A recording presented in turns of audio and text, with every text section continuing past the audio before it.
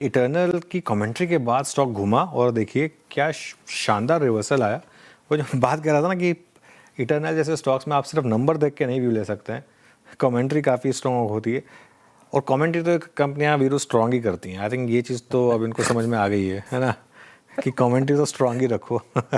नहीं आएंगे नंबर्स तो क्या हो गया, कमेंट्री तो स्ट्रॉन्ग रखें कम से कम। एक क्वार्टर इन्वेस्टर्स को ऑप्टिमिस्टिक रखो है। हाँ और क्या, मतलब ठीक है। तो कमेंट्री वैसे ठीक है, पॉजिटिव ही बोलना चाहिए, तो क्यों नहीं पॉजिटिव।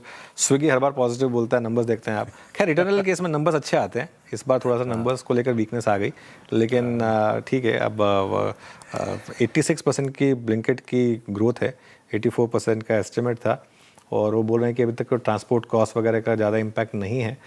देखिए इस पे ना कल आएगा असली व्यू, जो भी आएगा। ये इंडेक्स कंपनी है अब, और इसके नंबर्स काफ़ी ईगरली अवेटेड होते हैं। शाम को सब ब्रोकरेजेस लिखेंगी, उसके बाद आएगा। उसके बाद आप चाहें तो कल एक फ्रेश व्यू बना लें।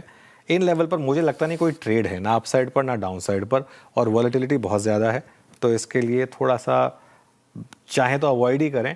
वैसे भी कोई ऐसा स्क्रीमिंग वैल्यूएशन नहीं है, बहुत महंगा स्टॉक है इस समय, लेकिन क्योंकि मोमेंटम काफ़ी स्ट्रांग है। एक महीने का चार्ट रखिएगा, आई थिंक 240 वाला स्टॉक 290 तक आया है। 50 रुपये का मूव पिछले एक महीने में आया है मेरे ख्याल से। 40 रुपये के करीब का मूव आया है पिछले एक महीने में, 10% के करीब स्टॉक भागा है। और आई थिंक इसको थोड़ा और लंबा करेंगे ना, आई थिंक 241 का लो था शायद। हाँ मतलब बेसिकली मोटा मोटी वहाँ से भागा ये स्टॉक, और अच्छे मूव आया है यहाँ पर। तो ठीक है, अभी 289 पर है। जैसे मैं कह रहा हूँ कि इसमें मेरे हिसाब से तो कोई ट्रेड नहीं है, लेकिन इस पर एक व्यू लेते हैं जरा। गौरांग जी, इटर्नल पर क्या व्यू है?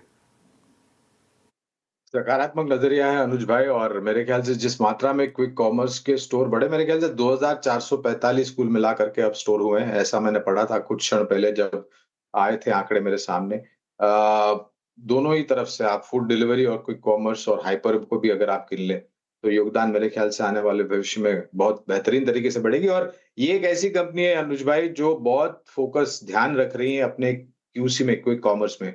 न तो सिर्फ ये अपने डार्क स्टोर्स बढ़ा रही हैं, लेकिन उसके साथ-साथ नए शहरों में नक्शे कदम रही, जिससे इनकी ज्योग्राफिकल रीच और एक कस्टमर बेस जो है, वो आने वाले भविष्य में बहुत बेहतरीन तरीके से बढ़ने की संभावना है। खरीदारी की राय बुनियादी तौर पे आता है।